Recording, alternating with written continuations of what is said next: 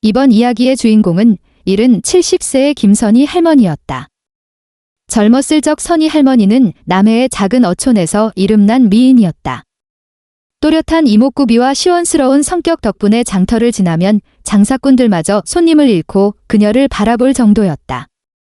세월이 흘러 얼굴에는 주름이 깊게 패였지만 그녀의 눈빛 속에는 여전히 굳센 기운과 총기가 살아있었다. 젊은 시절 그녀는 마을 어부 박철수와 결혼해 아들 둘을 낳았다. 생활이 넉넉하진 않았지만 배를 골치 않고 평온하게 살던 나날이 이어졌다. 그러나 남편은 병으로 일찍 세상을 떠났고 성인이 된 두 아들은 서울과 대구로 떠나 돈을 벌러 나갔다. 선희 할머니는 홀로 바닷가의 낡은 집을 지키며 생선을 말려 팔아 생계를 유지했다. 그렇게 조용하고 단조로운 날들이 흘러가던 중 3년 전 마을 근처로 외지에서 온 청년 노동자가 나타났다. 이름은 이도현, 25세의 베트남 출신 청년이었다. 까무잡잡한 피부에 키는 크지 않았지만 다부진 체격과 재빠른 손놀림이 인상적이었다. 그는 특별한 연고 없이 혼자 마을에 들어와 어부들의 그물을 옮기거나 생선을 말리는 힘든 일을 마다하지 않았다. 말수는 적었지만 웃을 때마다 하얀 치아를 드러내며 사람 좋은 미소를 지었다. 아무도 예상하지 못했다. 무려 45살 차이 나는 선희 할머니와 그가 온 마을을 뒤흔들 만큼 큰 파란을 일으킬 줄은? 모든 것은 2년 전 태풍이 몰아치던 밤에 시작되었다. 바람은 미친 듯이 울부짖고 빗방울은 기와 지붕을 세차게 때렸다. 선희 할머니의 낡은 지붕은 버티지 못하고 물이 새기 시작했다. 그녀는 사다리를 놓고 직접 지붕을 고치려다 발을 헛디뎌 아래로 떨어졌다. 마침 그곳을 지나던 도현이 망설임 없이 빗속으로 달려와 그녀를 부축해 집 안으로 데려왔다. 온몸이 쑤셨지만 등불 아래서 본 도현의 젖은 셔츠 너머 탄탄한 가슴과 이마를 타고 흘러내리는 빗물은 그녀의 심장을 쿵 내려앉게 만들었다. 아무 말 없이 방바닥에 누워 도현이 지붕 위로 올라가 수리하는 모습을 바라보았다. 방 안에는 희미한 등불 하나만 켜져 있었고 벽 위로 겹쳐진 두 사람의 그림자가 묘한 온기를 풍겼다. 수리가 끝나자 선희 할머니는 뜨끈한 생선국을 끓여 그에게 건넸다. 총각, 이거 마시고 몸 좀 녹여. 도현이 그릇을 받는 순간 손끝이 그녀의 손을 스쳤고 둘은 동시에 흠칫했다. 도현은 귀가 빨갛게 달아오르며 고개를 숙였고 공기 중에는 말로 표현하기 힘든 미묘한 기류가 흘렀다. 그날 이후 도현은 거의 매일 선희 할머니 집을 드나들었다. 물을 길어다 주고 장작을 패고 그물을 손질하며 부지런히 움직였다. 마을 사람들은 처음엔 효심 깊은 청년이라며 칭찬했지만 시간이 지나자 뭔가 이상하다는 눈빛을 보내기 시작했다. 선희 할머니가 갑자기 꾸미기 시작한 것이다. 머리를 검게 염색하고 립스틱을 바르고 낡은 몸빼 대신 몸에 붙는 원피스를 입고 걸음걸이마저 당당해졌다. 여자들 사이에서는 금세 소문이 돌았다. 저건 틀림없이 남자의 손길을 탄 모습이야. 어떤 이는 밤중에 도현이 할머니 집에서 셔츠 단추도 제대로 잠그지 않은 채 나오는 걸 봤다고 했다. 또 다른 이는 집안에서 고양이 울음소리 같기도 여자의 신음 같기도 한 소리를 들었다고 수군댔다. 소문은 바람처럼 퍼져나갔다. 누군가는 늙은 쏘가 연한 풀 뜯는 격이라며 욕했고 또 누군가는 몰래 부러워했다. 어쩌면 저 할머니 보통 수완이 아닐지도 몰라. 도현은 사람들의 놀림에도 웃으며 할머니가 잘해주시니까 돕는 건 당연하죠라고 했지만 믿는 이는 없었다. 작년 추석 마을 잔치에서 이 관계는 절정에 달했다. 선희 할머니는 빨간 꽃무늬 원피스에 허리띠를 메어 몸매를 강조했고 도현의 팔짱을 끼고 사람들 속을 당당히 걸어 들어왔다. 그 모습은 마치 소녀 같았고 도현은 고개를 숙인 채 얼굴이 붉어져 마치 어린 신랑처럼 보였다. 마을은 발칵 뒤집혔다. 저 늙은 요물이 라는 외침과 함께 수군거림이 잔치 내내 이어졌다. 잔치가 끝난 밤 두 사람은 손을 잡고 집으로 돌아갔다. 달빛이 비추는 길 위로 두 사람의 그림자가 길게 드리웠다. 그리고 몇 달 뒤 마을은 또 한 번 충격에 빠졌다. 선희 할머니의 아랫배가 불러오기 시작한 것이다. 처음엔 살이 찐 줄 알았지만 그녀는 진지하게 말했다. 나 임신했어. 도현이 아이야. 이 말에 마을 사람들의 얼굴은 얼어붙었다. 70세의 임신이라니 믿을 수 없는 일이었다. 마을 사람들은 누군가는 그녀를 미쳤다고 조롱했고 누군가는 관심을 끌기 위해 거짓말을 한다고 수군댔다. 그러나 선희 할머니는 아랑곳하지 않고 남해 읍내 산부인과로 검진을 받으러 갔다. 검사 결과는 모두를 경악하게 했다. 의사마저 입을 다물지 못하며 말했다. 정말로 임신하셨습니다. 현재 5개월 차고 태아도 건강합니다. 이 소식은 폭탄처럼 퍼졌고 어떤 이는 그녀를 기적이라 불렀으며 어떤 이는 그 아이가 요물의 환생이라고 했다. 하지만 도현은 전혀 개의치 않았다. 그는 하루 종일 할머니 곁을 지키며 닭백숙을 끓여 먹이고 다리를 주물러주고 밤이면 꽉 껴안고 함께 잤다. 그 정성스러운 모습은 거짓이라 보기 어려웠다. 마을 여론은 둘로 갈라졌다. 나이든 세대는 풍속을 어지럽히고 조상 얼굴에 먹칠을 한다며 아이를 지우라고 소리쳤고 젊은 층은 사랑이 아름답다며 운명적인 인연일 수 있다고 옹호했다. 그러나 선희 할머니는 배를 쓰다듬으며 담담하게 말했다. 하늘이 준 선물을 내가 왜 버리겠어? 임신 소식이 퍼진 지 얼마 지나지 않아 연락이 끊겼던 두 아들이 불같이 달려왔다. 큰아들은 집에 들어서자마자 얼굴이 시커멓게 변해 의자를 집어들고 도현에게 휘두르려 했다. 내가 우리 집안 망신을 다 시켜놓고도 여기 붙어 있어? 선희 할머니가 필사적으로 막아서며 소리쳤고 도현은 얼굴이 멍들고 입가에 피가 맺혔지만 굳건히 그녀 앞을 지켰다. 저는 할머니를 사랑합니다. 이 아이 꼭 낳을 겁니다. 옆에 있던 작은 아들은 문틀에 기대어 차갑게 웃으며 말했다. 어머니 좋으실 대로 하세요. 전 이제 상관 안 하렵니다. 선희 할머니는 도현의 단호한 말에 눈물을 쏟아내며 그를 끌어안고 입을 맞췄다. 큰아들은 문을 박차고 나가며 그놈이랑 살 거면 나 같은 아들은 없는 셈 치시오. 라고 외쳤다. 집안은 난장판이 되었지만 그 순간의 공기는 불이 붙은 듯 뜨거웠다. 출산이 가까워지던 어느 날 마을에 회색 도포를 입은 무당이 찾아왔다. 그는 굵은 목소리로 이 태아는 사악한 기운을 품은 악귀의 환생이니 없애야 한다고 말했다. 이 말은 순식간에 마을 사람들의 불안을 부추겼고 곧 복숭아 나무 가지와 향로를 든 사람들이 집 앞에 몰려와 악귀야 물러가라 를 외치며 저주를 퍼부었다. 선희 할머니는 무거운 몸을 이끌고 문지방에 서서 분노에 찬 목소리로 소리쳤다. 당신들 다 미쳤어? 내가 아직 남자 사랑받는 게 그렇게 배 아파? 그녀의 기세는 노인의 것이라 믿기 어려울 만큼 강했다. 도현이 그녀를 지키려다 밀려 넘어지면서 이마가 돌에 부딪혀 피가 흘렀다. 그 순간 선희 할머니의 얼굴이 하얗게 질리더니 몸이 휘청이며 배를 움켜쥐고 주저앉았다. 누군가가 양수가 터졌어. 이제 곧 나으려나 봐. 라고 소리쳤다. 어떤 이는 병원에 데려가자고 했고 또 어떤 이는 그냥 두고 죽게 놔둬라고 말했다. 그러나 도현은 이를 악물고 그녀를 오토바이에 태워 폭풍우 속을 뚫고 읍내 병원으로 달렸다. 그 길은 마치 지옥의 문을 통과하는 듯 험난했지만 결국 아이는 무사히 태어났다. 3.2kg의 건강한 사내아이였고 울음소리는 우렁찼다. 의사는 이건 기적입니다라고 선언하며 선희 할머니의 자궁과 몸 상태가 40대 여성처럼 회복되었다고 덧붙였다. 도현은 옆에서 그녀의 손을 꼭 잡고 눈물을 흘렸다. 집으로 돌아왔을 때 그들을 맞이한 것은 환영이 아니었다. 대문에는 붉은 페인트로 묘물은 썩 꺼져라라는 글씨가 쓰여 있었고 사람들은 등을 돌렸다.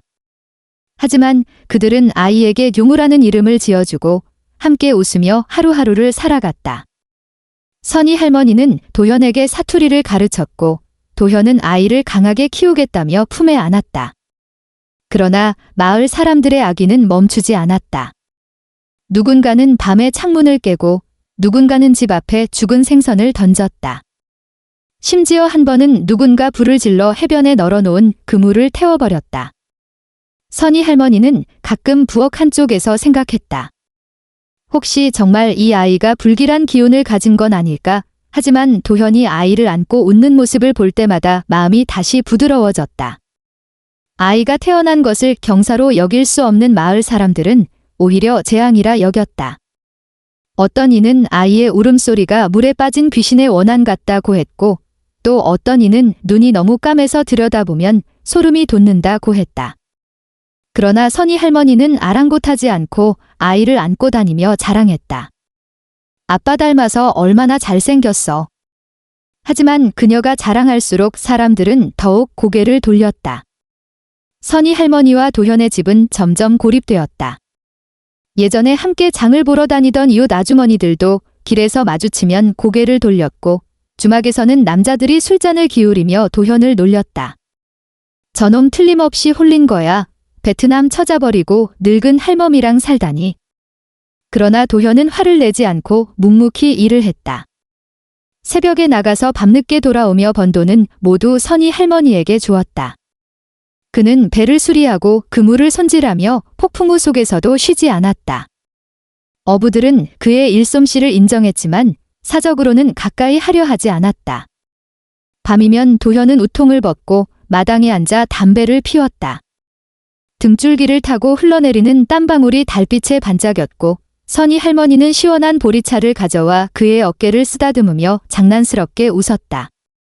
당신도 참 얌전하기는. 그러면 도현은 그녀를 끌어안으며 나직이 말했다. 애가 보잖아요. 비바람 몰아치는 집이었지만 그 안에는 둘만의 온기가 있었다. 그러나 그 온기는 오래 가지 않았다. 어느 날 밤, 술에 취한 마을 남자 셋이 비틀거리며 찾아와 문 앞에서 욕설을 퍼부었다. 도현이, 당장 튀어나와. 그 늙은 요물 치마폭에만 있지 말고. 선희 할머니는 화가 치밀어 빗자루를 들고 뛰쳐나가려 했지만 도현이 그녀를 말렸다. 제가 나갈게요. 그는 우통을 벗은 채 문 밖으로 나가 달빛 아래 섰다. 표범처럼 날렵하고 단단한 모습이었다. 취객들은 여전히 비웃으며 도발했지만 도현은 말없이 문틀에 주먹을 내리쳤다. 쾅 하는 소리와 함께 나무 조각이 튀었고 그 소리의 분위기가 서늘해졌다. 내 손에 죽고 싶지 않으면 꺼져. 그의 목소리는 얼음장처럼 차가웠다. 취객들은 욕설을 내뱉으며 물러갔지만 가면서 그 괴물 새끼가 곧 온 마을을 해칠 거다라는 악담을 남겼다. 문이 닫히자 선희 할머니는 문 뒤에서 땀에 젖은 손을 꽉 쥐었다. 그녀는 잠든 요물을 바라보다가 심장이 철렁 내려앉았다. 등불 아래서 본 그 익숙한 작은 얼굴이 문득 낯설게 느껴졌기 때문이다. 시간이 흘러 용우의 100일이 되었다. 선희 할머니는 마을의 흉흉한 소문에도 아랑곳하지 않고 조촐한 잔치를 준비했다. 온 세상이 인정 안 해도 이 어미가 축하해줘야지. 닭백숙을 끓이고 몇몇 아직 말을 섞어주는 아주머니를 초대했다. 그러나 음식이 막 차려질 무렵 마을에서 가장 연장자인 김노인이 향과 부적을 들고 나타났다. 그의 뒤에는 굳은 표정의 젊은이들이 서 있었다. 김노인은 아이의 미간을 가리키며 말했다. 저 붉은 점이 피의 인장 같지 않소? 악귀의 표식이요. 선희 할머니는 순간 심장이 철렁했지만 고개를 빳빳이 들고 소리쳤다. 헛소리 집어치우고 당장 꺼져.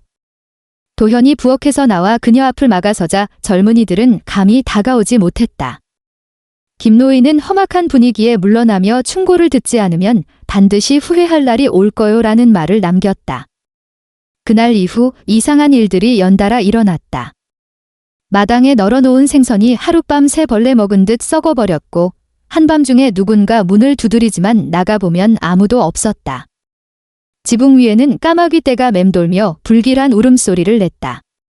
마을 사람들은 용우가 바다 귀신의 환생이라는 소문을 퍼뜨렸고 30여 년 전 마을에서 바다에 던져 죽인 외지 여인의 원혼이 복수하러 온 것이라는 전설을 들먹였다. 선희 할머니는 겉으로는 헛소리라며 일축했지만 밤마다 아이를 꼭 껴안고 엄마가 있잖아 하고 속삭였다. 그러나 그녀가 아이를 감쌀수록 세상의 적이는 더 거세졌다. 누군가 한밤중에 집 문 앞에 돼지 피를 뿌렸고 선홍색 액체는 재앙을 예고하는 듯 했다. 갈등은 용우의 돌잔치 날 폭발했다.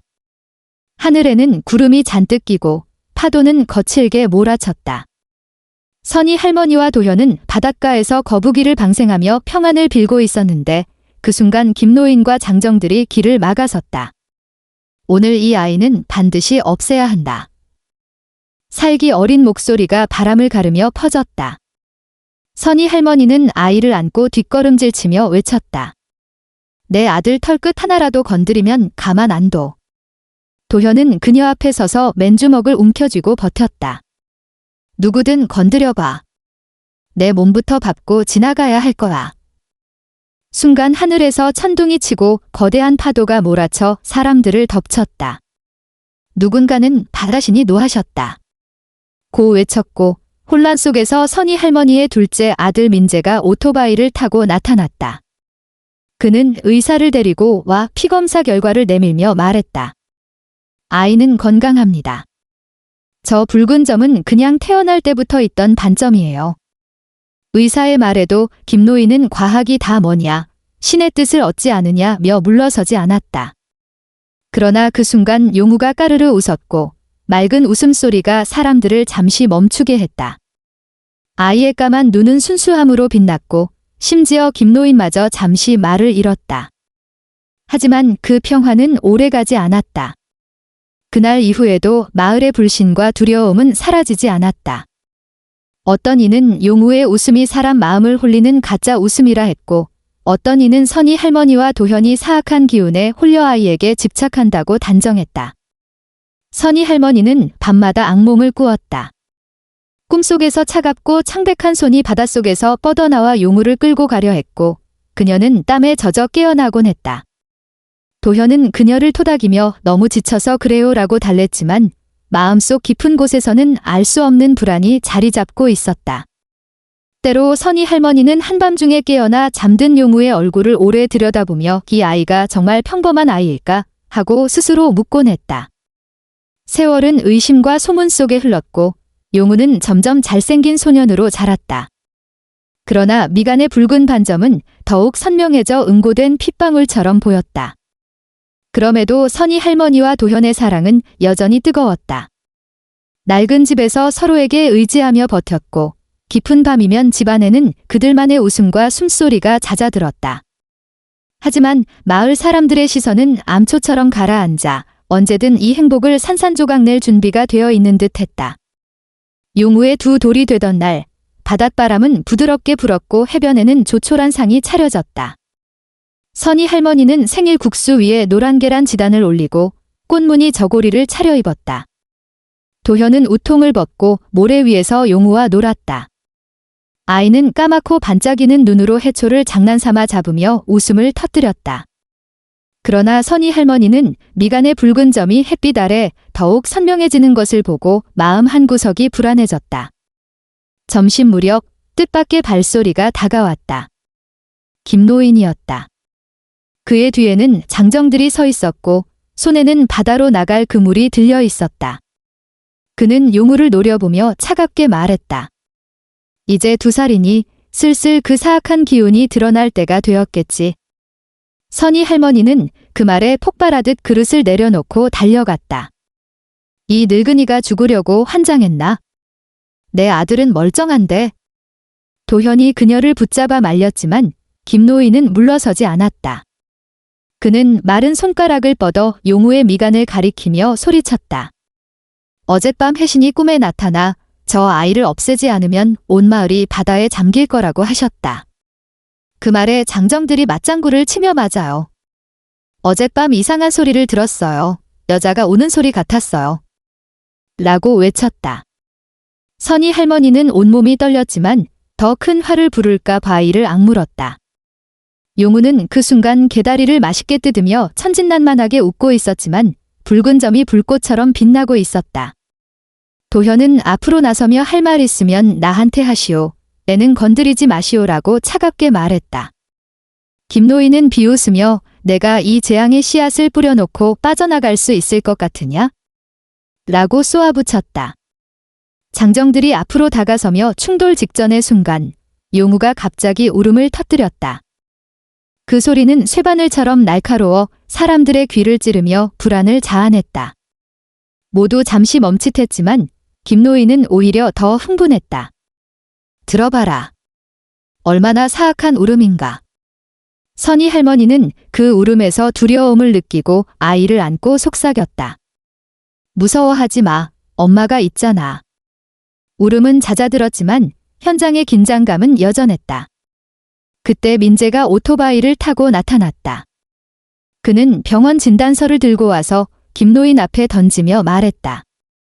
유전자 검사까지 했지만 아무 이상 없다. 이건 그냥 평범한 반점이다. 김노인은 과학이 다 뭐냐며 침을 뱉고 떠나면서 이 아이는 3살을 넘기지 못할 거다라고 악담을 남겼다. 그날 이후 선희 할머니는 더 불안해졌다. 밤마다 꿈속에서 창백한 여인의 얼굴이 바닷속에서 떠올라 손을 뻗는 장면이 반복되었다. 도현도 이상한 기운을 느꼈다. 바다에 나가면 그물에 썩은 해초와 부패한 냄새가 묻어 있었고 때로는 누군가 저주를 건 듯한 기분이 들었다. 소문은 더 심해졌다. 밤에 용우가 혼자 바닷가로 나가 파도를 보며 웃는다더라. 선희 할머니는 그 말을 믿고 싶지 않았지만 아이를 더욱 꼭 껴안았다. 그러나 집안의 이상한 현상은 잦아졌다. 벽에서는 물방울이 스며나왔고 지붕에서는 까마귀 울음이 그치지 않았다. 그리고 마침내 태풍이 몰아치던 어느 밤 모든 것이 터졌다. 선희 할머니가 잠에서 깨어보니 용우가 사라져 있었다. 그녀는 비명을 지르며 도현을 깨웠고 두 사람은 폭풍우를 뚫고 마을을 뒤졌다. 마침내 바닷가에서 용우를 발견했다. 아이는 맨발로 서 있었고 낡은 천 하나만 두른 채 바다를 향해 손을 뻗고 있었다. 미간의 붉은 반점이 번개빛의 핏물처럼 빛났고 바다 위로 검은 그림자가 서서히 떠올랐다. 그것은 사람 형상이었지만 설명할 수 없는 기묘한 기운을 품고 있었다. 선희 할머니는 다리가 풀려 주저앉으며 용우야, 어서 와. 라고 외쳤다. 용우는 고개를 돌려 해맑게 웃었고 그 미소는 한편으로 등골을 서늘하게 했다. 도현이 달려가 아이를 품에 안는 순간 검은 그림자는 물속으로 사라졌다. 세 사람은 집으로 돌아왔지만 그날 밤 선희 할머니는 용우를 꼭 안고 밤새 울었다. 너는 대체 누구의 아이니? 그러나 용우는 말없이 그녀의 손을 잡고 웃을 뿐이었다. 그 후로 용우의 행동은 더욱 기묘해졌다. 그는 더 이상 평범한 아이처럼 울거나 칭얼대지 않고 하루 종일 조용히 집 안을 돌아다녔다. 밤이면 창가에 앉아 바다를 가만히 바라보았고 그 눈빛 속에는 알 수 없는 깊이가 있었다. 미간의 붉은 반점은 더욱 짙어져 마치 피가 스며 나올 듯 했다. 마을 사람들은 이제 노골적으로 말했다. 저건 사람이 아니야? 옛날에 죽은 바다 여기가 저 아이 몸을 빌려 돌아온 거야? 선희 할머니는 이런 말이 들릴 때마다 가슴이 찢어지는 듯 했지만 아이를 향한 사랑은 오히려 더 깊어졌다. 아가야, 넌 엄마의 목숨이야. 누구도 널 뺏어갈 수 없어. 그러나 용우의 셋돌 생일날 모든 것이 끝을 향해 치달았다. 그날은 하늘이 유난히 맑았고 바다는 거울처럼 고요했다. 선희 할머니와 도현은 용우에게 특별한 추억을 남겨주고자 해변에서 연을 날렸다. 연은 바람을 타고 높이 솟아올랐고 용우는 손을 치며 맑은 웃음을 터뜨렸다. 그런데 갑작스러운 돌풍이 불어와 연줄이 뚝 끊어졌다. 연은 곤두박질 치듯 바다 한가운데로 날아갔다. 용우는 그 모습을 보더니 갑자기 바다 쪽으로 달려갔다. 선희 할머니가 손을 붙잡으려 했지만 아이는 그녀의 손을 뿌리치고 물가로 향했다. 도현이 재빨리 달려가 붙잡았지만 그 순간 거대한 파도가 밀려와 세 사람을 한꺼번에 휩쓸었다. 차가운 물속에서 몸부림치던 선희 할머니는 번쩍이는 번개 속에서 용우의 미간의 붉은 반점이 활활 타오르는 것을 보았다. 그 빛 속에서 창백한 여인의 얼굴이 나타났고 원한의 찬 눈빛으로 섬뜩하게 웃고 있었다. 파도가 잦아들었을 때 해변에는 선희 할머니와 도현만 남아 있었다. 용우는 SP마치 바닷속으로 삼켜진 듯 자취를 감췄다. 선희 할머니는 모래사장에 주저앉아 목 놓아 울부짖었다. 내 아들 돌려줘. 내 아들. 마을 사람들이 몰려왔고 어떤 이는 아까 검은 그림자가 아이를 안고 바다로 들어가더라고 말했다. 김노인은 군중 속에서 냉소를 지으며 내 말이 맞았지? 재앙의 아이였어 라고 외쳤다. 선희 할머니는 미친 듯이 김노인에게 달려들려 했지만 도현이 필사적으로 막았다. 그녀는 그의 품에서 발버둥치며 계속 울부짖었지만 바다는 아무 일도 없었다는 듯 잔잔하게 출렁일 뿐이었다. 그날 이후 선희 할머니는 정신이 붕괴됐다. 매일 바닷가에 나가 멍하니 수평선을 바라보며 용우의 이름을 불렀고 가끔은 엄마가 잘못했어. 널 낳지 말았어야 했는데 라며 흐느꼈다. 도현은 한 걸음도 그녀 곁을 떠나지 않았다. 처음에는 그녀가 잠시라도 정신을 차릴 수 있도록 용우와 함께한 따뜻한 추억을 이야기했지만 이야기가 끝나면 그녀의 눈빛은 다시 공허해졌다. 세월이 흐르면서 마을 사람들은 이 사건을 서서히 잊고 괴담처럼만 떠들었다. 하지만 도현의 마음속에는 용우의 모습이 단 한 번도 사라지지 않았다.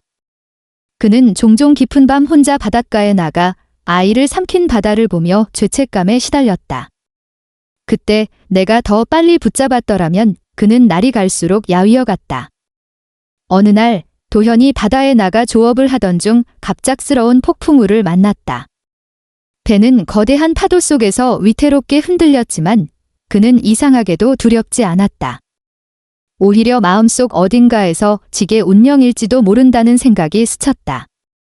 어쩌면 바다 건너에서 용우가 기다리고 있을지도 모른다는 희망이 그를 붙잡았다. 그 순간 거센 파도 사이로 부드럽고 따뜻한 빛이 나타났다. 그는 무의식적으로 노를 저어 빛을 향해 다가갔다. 거대한 소용돌이 속에서 용우의 웃는 얼굴과 맑은 웃음소리가 들려왔다. 그는 미친 듯이 노를 저었지만 소용돌이 한가운데에 다다르려는 순간 보이지 않는 힘이 그를 강하게 밀어냈다. 정신을 차렸을 때 그는 모래사장에 누워 있었고 주위에는 마을 사람들이 모여 있었다. 그들은 폭풍우 속에서 그의 배가 사라진 것을 보고 수색에 나섰다며 그를 끌어올렸다고 했다. 도현은 그제야 깨달았다. 그는 이제 더 이상 용우를 찾아 바다로 뛰어들지 않을 것임을.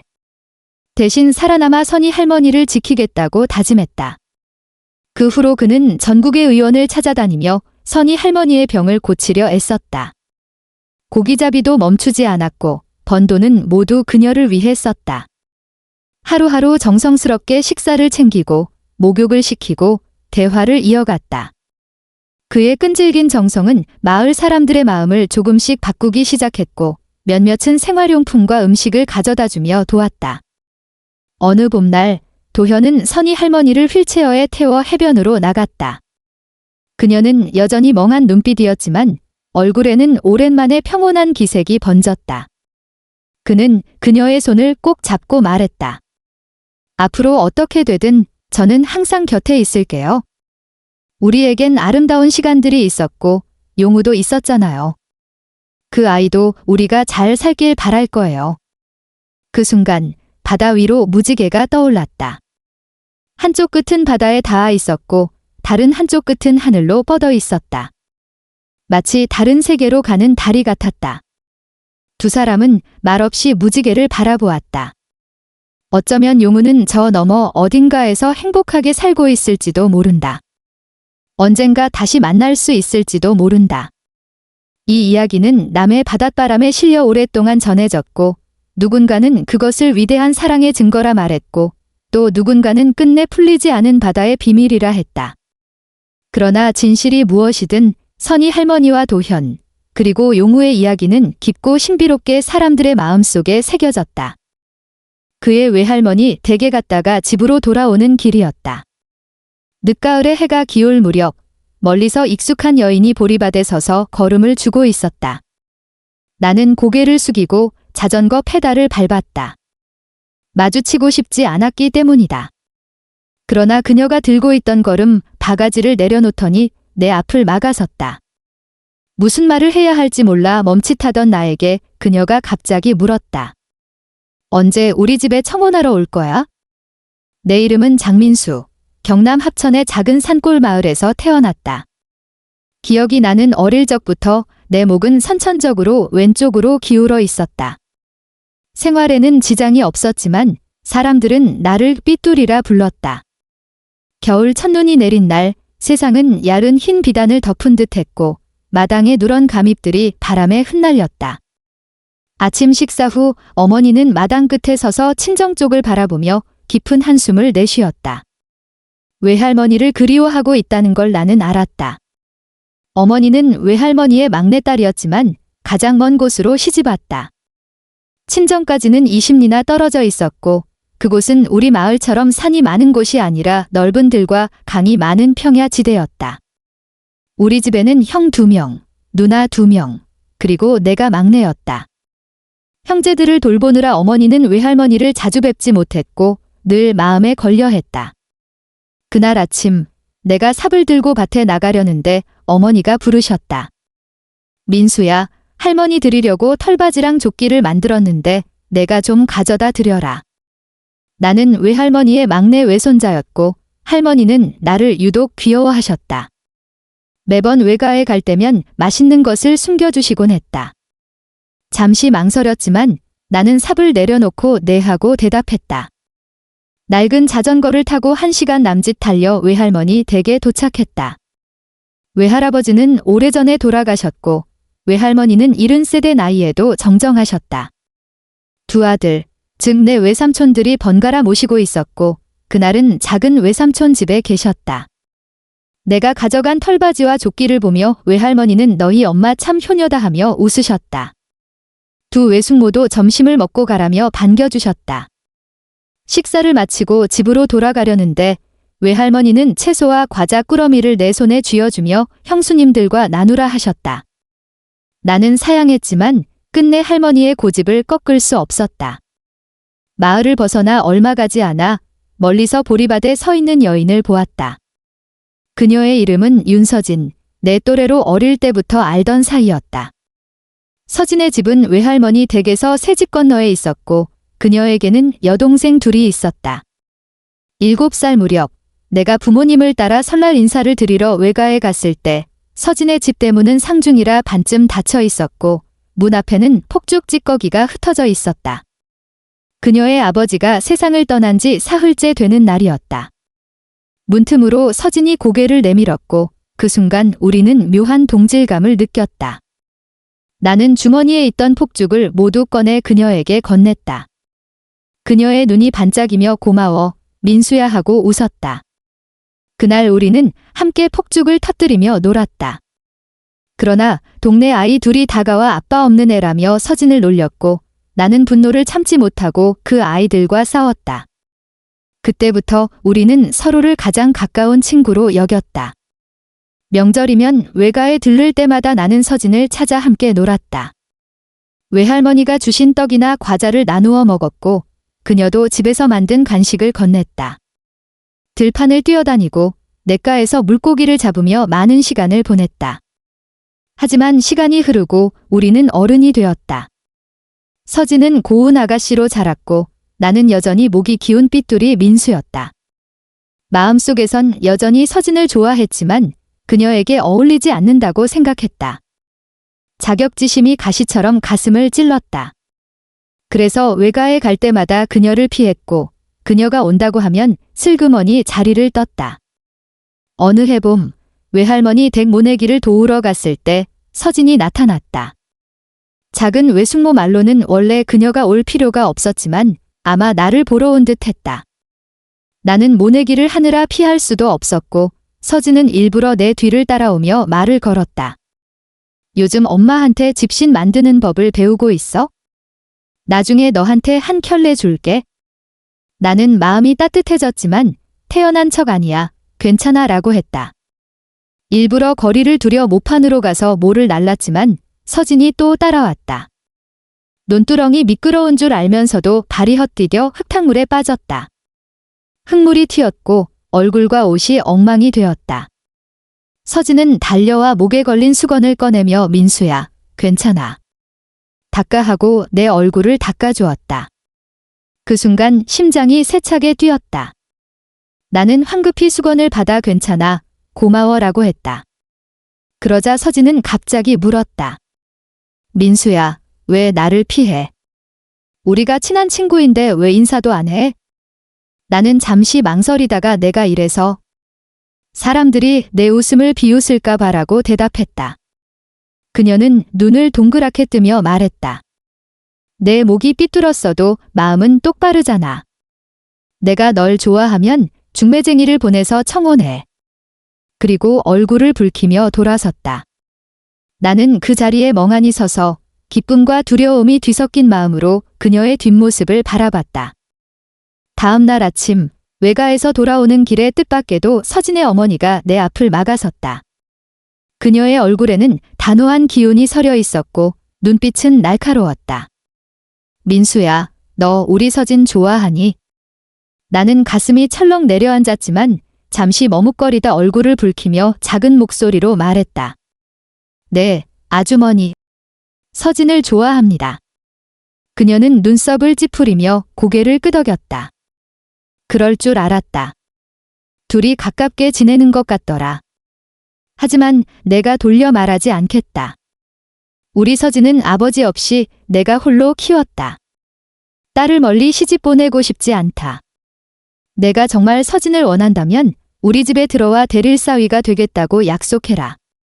그렇지 않으면 이쯤에서 그만두는 게 좋다. 그 말은 벼락처럼 나를 때렸다.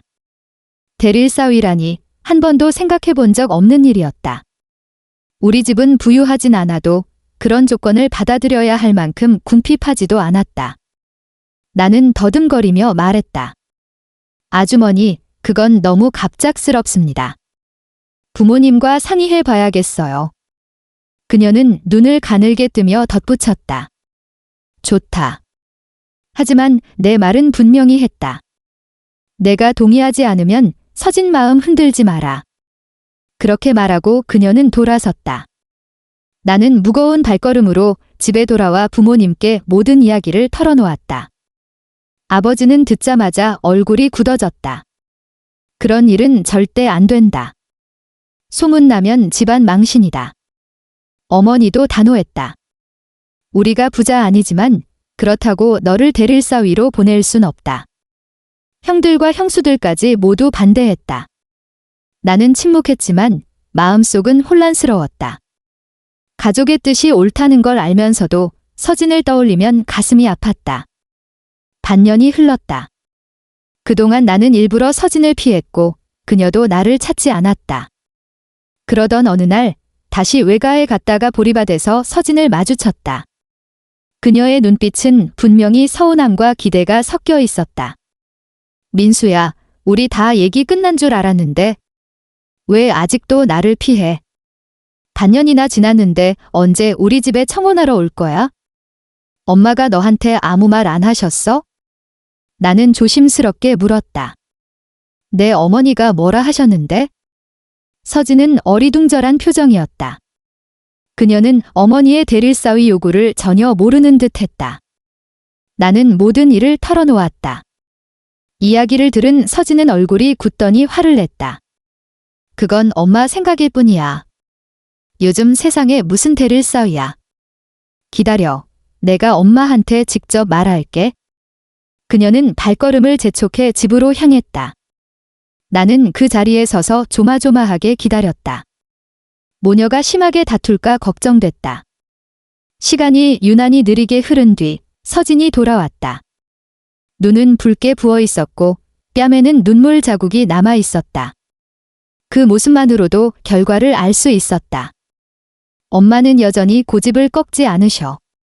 내가 대릴사위로 오지 않으면 절대 허락 못한대. 서진의 목소리는 절망에 젖어 있었다. 나는 그녀의 손을 잡으며 말했다. 울지 마, 다른 방법을 찾아보자. 우리가 함께 할 수 있는 길이 있을 거야? 그녀는 희미하게 미소 지으며 물었다. 정말 다른 길이 있을까? 나는 잠시 생각하다가 말했다. 멀리 나가서 같이 돈 벌자. 거기서 혼인신고하고 나중에 부모님께 말씀드리자. 그러나 서진은 고개를 저었다. 그렇게 하면 엄마 마음이 너무 아플 거야. 나는 효녀니까. 나는 한숨을 내쉬며 고개를 끄덕였다. 그래, 내 마음 알지? 그렇다면 우리 방법을 바꿔야겠다. 그 순간 마침 지나가던 사촌 형이 우리를 불렀다. 형은 농업대학 교수로 농업에 관한 아이디어가 많았다. 우리 사정을 들은 형은 잠시 생각하더니 말했다. 민수야, 내 마을 저수지를 빌려서 청둥오리를 키워봐라. 붉은 노른자 알이 귀해서 인기가 많다. 오리알 장아찌나 소금 절임도 만들면 부가가치가 크다. 내가 기술 가르쳐 줄게. 그러면 내가 서진 곁에 있으면서 안정적인 생활도 할 수 있지 않겠냐? 우리는 동시에 얼굴이 밝아졌다. 형, 정말 괜찮은 방법 같아요. 형은 자신 있게 말했다. 요즘은 건강한 친환경 식품이 인기라 열심히만 하면 분명 성공할 거다. 서진도 고개를 끄덕였다. 민수야, 우리 해보자. 며칠 뒤 우리는 계획을 세워 서진 어머니를 찾아갔다. 나는 자세히 설명했다. 사촌 형이 도와주고 저수지를 빌려 오리를 키우면 마을에서 안정적으로 살 수 있습니다. 서진이 행복하게 살도록 하겠습니다. 서진의 두 여동생도 나중에 같이 일할 수 있다고 덧붙였다. 서진 어머니는 한참 침묵하더니 고개를 끄덕였다. 좋다. 내가 서진을 잘 보살피고 여기서 안정적으로 살면 허락하겠다. 그날 집으로 돌아온 나는 부모님과 형들에게 서진 어머니가 드디어 허락하셨다는 소식을 전했다. 모두 나를 축하하며 오리 사육에 필요한 자금을 조금씩 보태주었다. 우리는 곧 서진의 집에 청혼을 하러 가기로 했다. 먼저 사촌형의 추천으로 경남 진주의 한 농장을 찾아가 청둥오리 사육법과 알 가공 기술을 배웠다. 사육장 관리, 사료 배합, 병아리 부화 방법까지 꼼꼼히 익힌 후 서진의 마을로 돌아와 저수지를 임대해 우리만의 사업을 시작했다. 아침마다 함께 사료를 주고 물갈이를 하며 오리들이 건강하게 자라도록 신경 썼다. 서진은 알을 수거해 깨끗이 씻고 선별했으며 나는 장터에 나가 팔았다. 처음엔 호기심으로 찾아오는 손님이 많았지만 붉은 노른자와 신선한 맛이 입소문을 타면서 주문이 늘어났다.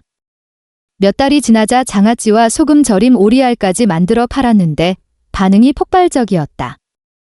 시장뿐 아니라 대구와 부산의 식당에서도 주문이 들어왔다.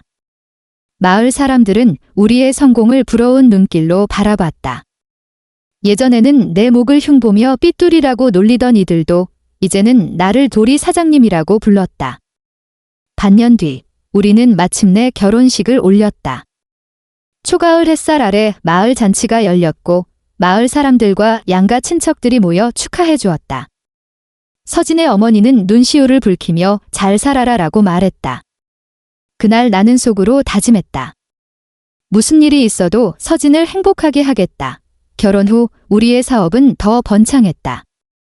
오리들은 알을 부지런히 낳았고 매출은 꾸준히 늘었다. 우리는 새 집을 짓고 사촌형의 도움으로 소형 가공 공장도 세웠다. 이제는 계절에 따라 오리 훈제와 가공식품까지 생산했다. 서진은 가게를 맡아 주문을 관리하고 나는 사육과 납품을 책임졌다. 여동생 둘도 합류해 일손이 넉넉해졌다. 우리 제품은 남해 청둥오리라는 이름으로 브랜드를 달고 전국으로 나갔다. 시간이 흐르면서 우리는 더 이상 돈 걱정을 하지 않았다.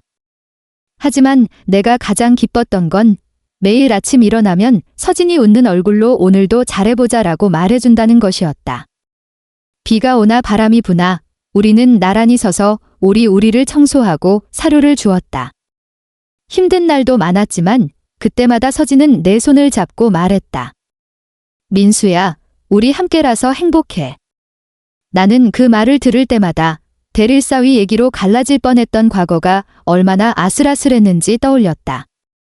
그 시절 내가 물러섰다면 지금 이 행복은 없었을 것이다. 그리고 나는 깨달았다. 사람들의 시선이나 조건보다 중요한 건 결국 서로를 지키겠다는 마음이라는 것을. 서진과 나는 지금도 오리 사육장을 지키며 산다. 저녁이면 해가 질 무렵 저수지에 비친 노을을 보며 손을 잡는다. 바람에 흔들리는 갈대 사이로 들려오는 오리 울음소리가 우리의 하루를 마무리해준다. 그리고 나는 속으로 중얼거린다. 삐뚤이 민수가 아니라 서진의 남편으로 평생 살아가겠다. 그렇게 우리의 이야기는 이 마을의 작은 전설이 되었다.